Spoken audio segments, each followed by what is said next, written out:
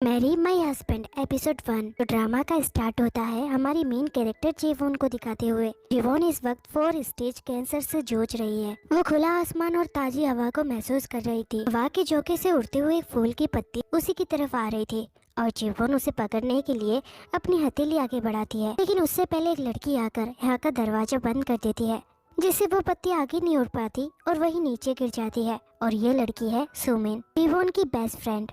सुमिन उससे कहती है, जीवोन तुम अभी भी बहुत ही प्रीटी लगती हो। जीवोन मुस्कुराते हुए कहती है, हस्बैंड के मामले में मैं कितनी अनलकी हूँ, लेकिन मैं लकी हूँ कि तुम मेरे पास हो। सुमिन कहती है, ऐसा मत कहो, तुम्हें एक अच्छा हस्बैंड तो मिला है।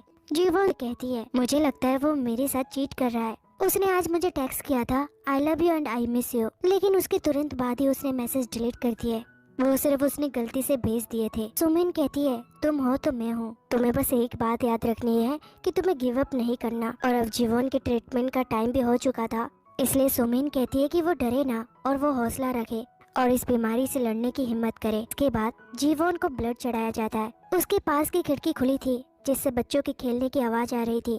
ये सुनकर जीवन सोच रही थी कि उसे याद भी नहीं वो लास्ट बार कब हंसी थी। जीवन को जब तक पता चला कि उसे कैंसर है, तब तक वो 4th स्टेज में पहुंच चुकी थी और डॉक्टर ने उसे लास्ट 6 महीने का टाइम दिया था। लेकिन ये कोई चमत्कार ही होगा कि उसे 12 महीने हो गए। पर जीवन के हिसाब से ये चमत्कार भी उसके लिए पॉइंटलेस है, क्योंकि उसकी लाइफ तो इस बीमारी के शुरू होने से पहले ही खत्म हो चुकी थी, जिसमें ना ही कोई प्यार था, ना ही कोई हैप्पीनेस और ना ही कोई अपना। इसी के साथ हमें जीवन की लाइफ स्टोरी के बारे में बताया जाता है। उसकी शादी तो बड़े धूमधाम से मिनहान से हुई थी। शादी से पहले उसका हस्बैंड, उसकी मदर इन लॉ सारे बहुत ही अच्छे थे, लेकिन जैसे जैसे वक्त बीतता गया उनके असली चेहरे सामने आने लगे। इस टाइम पर जीवन कोरिया के टॉप 10 UN के कंपनी में काम किया करती थी। उसकी इनकम और सेविंग दोनों अच्छी थी। शायद इसी वजह से मिनान ने उससे शादी भी की थी।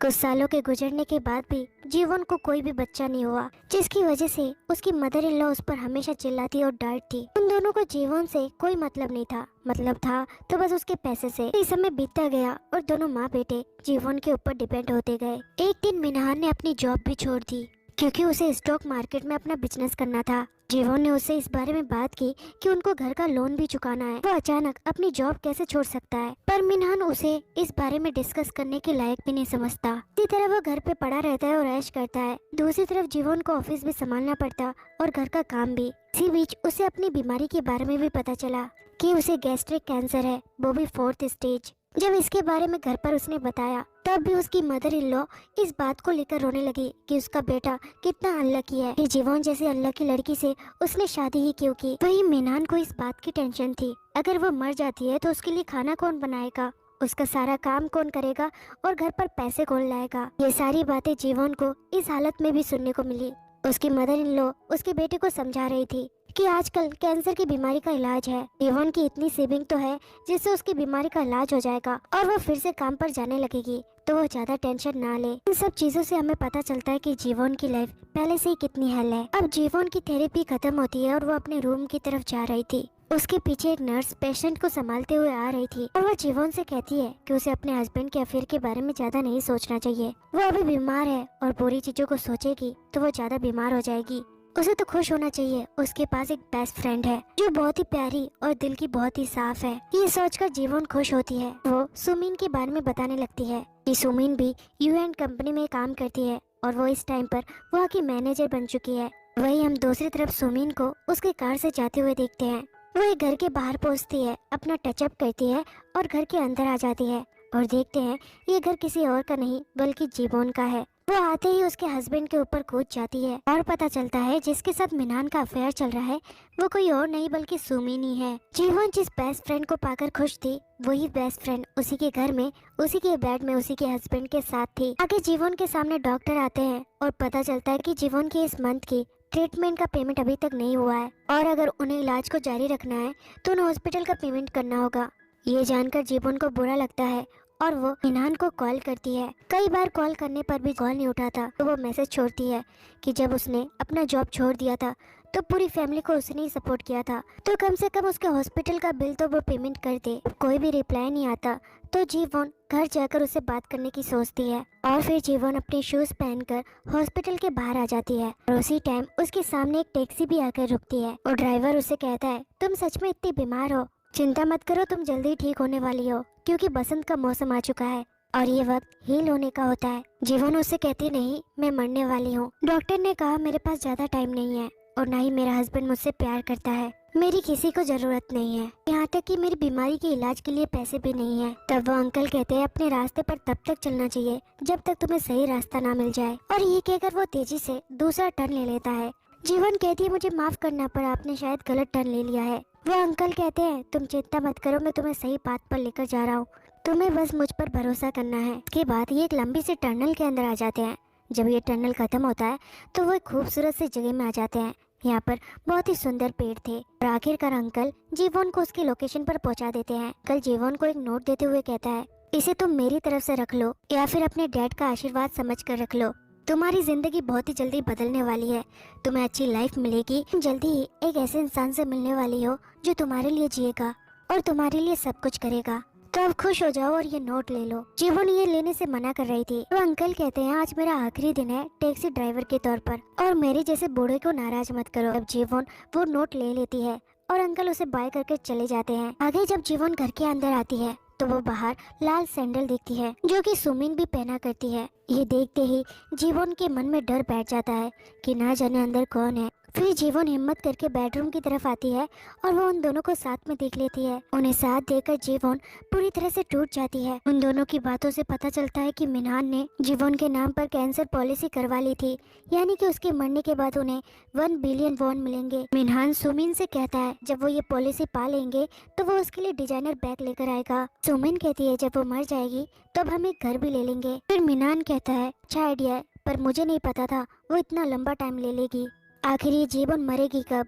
ये सब सुनकर जीवन का और भी दिल टूट जाता है। जब वो बाहर आती है तो उसकी डैड और उसकी तस्वीर मिलती है जिसे भी उन्होंने गंदा कर रखा था। जीवन को गुस्सा आता है और वो वही तस्वीर उठाकर उन दोनों पर फेंकती है। वो दोनों भी जीवन को यहाँ पर देखकर जल्दी से खड़े हो जाते हैं। जीवन गुस्से में उन पर चीजें फेंकती जा रही थी। जीवन कहती है तुमने मेरे नाम पर पॉलिसी की थी ताकि तुम्हें पैसे मिल सके, मैं जाके रिपोर्ट कर दूंगी, तुमने झूठी पॉलिसी बनाई थी।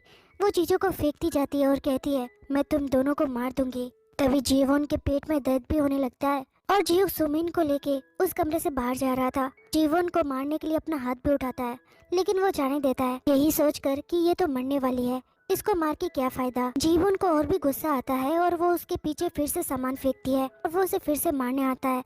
तभी सुमिन उसे रोकती है और उसके पास आकर रोकर उसे कहती है मुझे माफ कर दो, लेकिन अब तुम्हारा बहुत हो गया, जिसे जीना है वो जिएगा और वैसे भी तुम मरने वाली हो, तुम तो इतनी सेल्फिश हो जो हमेशा अपने बारे में सोचती हो। ये कहकर वो जा रही थी। जीवन उसके बालों को पकड़कर खींचने लगती है और उसे पीटने लगती है। ये तुम ऐसा कैसे बोल सकती हो, अगर यही सब कुछ तुम्हारे साथ होता तो।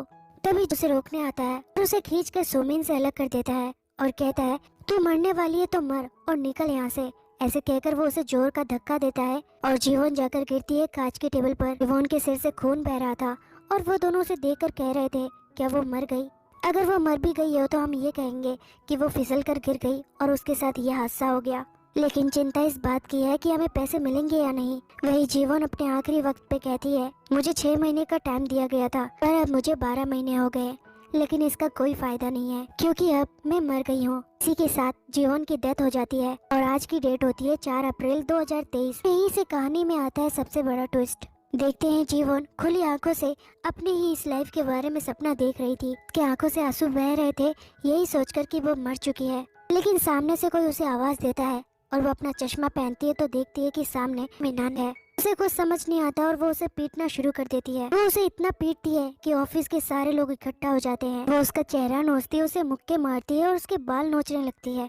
अब मिनहान को तो गुस्सा आने लगता है और वो अपना पंच भी बना लेता है उसे मुक्का मारने के लिए। लेकिन इससे पहले एंट्री होती है हमारे दूसरे मेन कैरेक्टर जीहुक की, जो इस कंपनी का बॉस भी है। वो मिनहान को जीवन से छुड़ाता है और जीवन से कहता है ये तुम क्या कर रही हो, हम सभी अभी काम पर है। जीवन अपने चारों तरफ देखती है और सभी उसी की तरफ देख रहे थे। ये सब देखकर वो चक्कर खाकर गिरने वाली थी, तभी जीहुक उसे संभाल लेता है।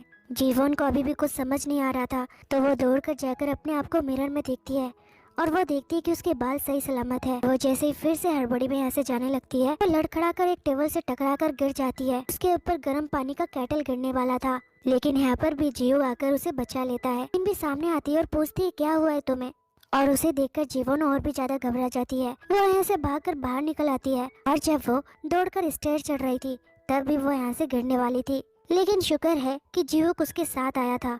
वो उसे फिर से बचा लेता है और फिर उसे कहता है पहले शांत हो जाओ, अब तुम यहीं खड़ी रहना, मैं तुम्हारे जूते लेकर आता हूँ। जीवन बाहर आती है और चारों तरफ देखने लगती है। सामने हर बिल्डिंग पर 2013 का पोस्टर लगा हुआ था। सब में वही न्यूज और आर्टिकल थे जो 2013 में चल रहे थे। जीयुक भी उसके शूज लेकर आ जाता है और उससे पूछती है क्या हुआ था। जीयुक बताता है कि तुम अचानक चिल्लाने लगी, के बाद तुम घबराकर यहाँ पर भाग कर आ गई और अब मैं तुमसे यही सवाल पूछता हूँ, बताओ क्या हुआ। जीवन कहती है पता नहीं। कि जीयुक जीवन को घर छोड़ देता है और उसे कुछ पैसे देता है। जीवन कहती है इसकी जरूरत नहीं है और जीयुक उससे कहता है अभी तुम इसे रख लो क्योंकि तुम अपना पर्स और फोन दोनों ऑफिस में भूल आई हो।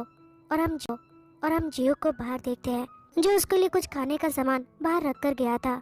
फिर वो अपना फूड एंजॉय करती है, फिर सोचने लगती है तो अभी जो मेरे साथ हुआ था वो क्या था, क्या वो कोई सच में सपना था। दरअसल जीवन टाइम ट्रेवल करके पूरे 10 साल पीछे आ गई थी। कहती है 2023 झूठ नहीं हो सकता क्योंकि मैं मिस्टर जीयुक को अच्छे से जानती हूँ। 2021 में उसे अपनी कंपनी की पूरी ओनरशिप मिल जाएगी और वो कंपनी का सीईओ भी बन जाएगा। फिलहाल कंपनी का ओनरशिप उसके ग्रैंडफादर के पास है और ये बात जीवन को अच्छे से याद है। तभी वो उसके दिए हुए पैसों को याद करती है और उसी कोट से उन कैश को निकालती है और उनमें से एक वही नोट था जो उसे उस अंकल ने दिया था। वो उसे खोलती है तो हैरान हो जाती है क्योंकि इस नोट पर एक दिल बना हुआ था। दरअसल ये वही नोट है जिस नोट पर उसके डैड ने दिल बनाया था। जब जीवन टीन एज में थी तब उसके डैड ने उसके लिए एक नोट पर दिल बनाया था। इसका मतलब उसके डैड उसे रास्ता दिखाने आए थे और उन्होंने उसे आशीर्वाद के तौर पर ये नोट भी दिया। उन्होंने कहा भी था कि ये तुम्हारे डैड की तरफ से है। जीवन को ये बात याद आती है और उसे एहसास होता है कि वो उसके डैड ही थे और वो उन्हें पहचान भी ना पाई। जीवन अपने डैड को याद करके बहुत ही रोती है। तभी उसे अपने डोर के खुलने की आवाज आती है और जीवन वहाँ जाकर देखती है। देखते ही मिहान यहाँ पर आया था। वो उसे खाना खाने के लिए बाहर लेकर जाता है। जीवन के पास सोमिन का मैसेज आ रहा था और वो उसे पूछ रही थी क्या वो ठीक है, क्या वो अभी उससे मिलने आ जाए।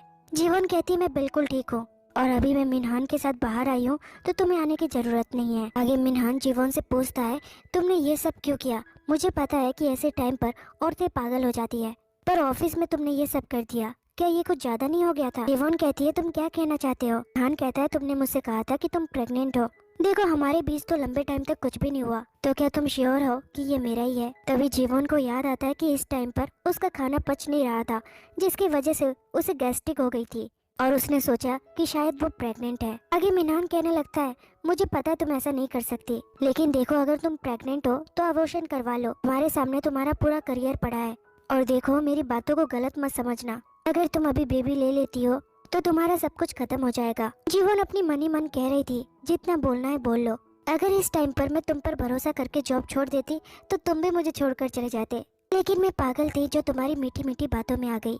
तभी जीवन कहती है तुम्हारा कहना हो गया ना, अब मैं तुमसे कहती हूँ मैं प्रेग्नेंट नहीं हूँ। सुनते ही मिनहान खुश हो जाता है और कहता है अच्छा तो तुम प्रेग्नेंट नहीं हो, लेकिन फिर भी तुम मेरी बातों का गलत मतलब मत निकाल लेना। जीवन कहती है बस हो गया ना तुम्हारा, चलो इसे अब खत्म करते हैं, मैं ब्रेकअप कर रही हूँ तुमसे। ये कहकर जीवन जाने लगती है और मिनहान को इस बात पर बहुत ही गुस्सा आता है।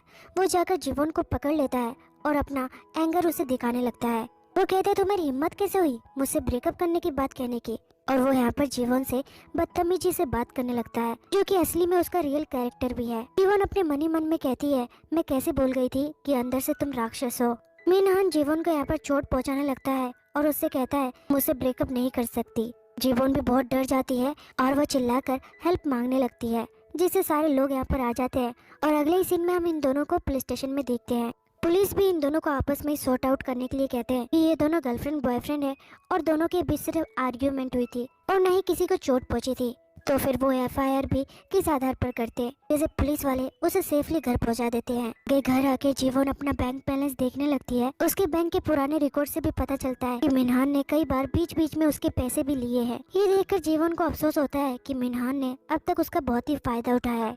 तभी जियो का मैसेज आता है और वो आज के लिए उससे माफी मांगता है। वो लिखता है कि मैं सब कुछ ठीक कर दूंगा। तुम्हें रोई जेंटल स्टॉक मार्केट के बारे में पता है ना, मैं वहाँ पर पैसे लगाने वाला हूँ। जैसे ही मुझे पैसे मिलते हैं मैं तुम्हें एक नया बैग दिलाऊंगा जिसके बाद हम शादी कर लेंगे। जेंटल का नाम सुनकर जीवन को याद आता है एक बार मिनहान ने रोई जेंटल पे पैसे लगाकर खूब सारे पैसे कमाए थे और इस बार उसके पास भी मौका है अपने बैलेंस को बराबर करने का। वो अपने आप से कहती है अब मैं अपने लाइफ को सुधारूंगी और अपने लाइफ को परफेक्ट बना दूंगी, वो भी हकीकत में। अगले दिन जीवन हॉस्पिटल जाकर अपना पूरा चेकअप भी करवा लेती है और इसकी रिपोर्ट से पता चलता है उसे फिलहाल गैस्ट्रिक है, लेकिन इससे पहले कि ये बीमारी बड़ी बन जाए उसे अपने हेल्थ का ध्यान रखना होगा। रिपोर्ट पाने के बाद जीवन बहुत ही खुश थी क्योंकि उसे अभी गैस्ट्रिक कैंसर नहीं हुआ था, बस उसे अब अपना हेल्थ का ध्यान रखना होगा। आगे जीवन अपनी पूरी कमर कस लेती है अपने लाइफ को बेहतर बनाने के लिए। वो लाइब्रेरी में होती है क्योंकि उसे अपना जॉब छोड़ना था। अब छोड़ने के बाद उसे क्या क्या करना चाहिए, इससे रिलेटेड वो बुक निकाल रही थी और जैसे ही वो बुक लेके पीछे मुड़ती है तो उसके सामने हम जीहुक को देखते हैं और उसने उन बुक्स को देख लिया था। पूछता है क्या तुम सच में जॉब छोड़ना चाह रही हो? जीवन कहती है नहीं, पर मैं इस बारे में सोच रही हूँ। तभी जीवन की नजर जीहुक के हाथ पर जाती है।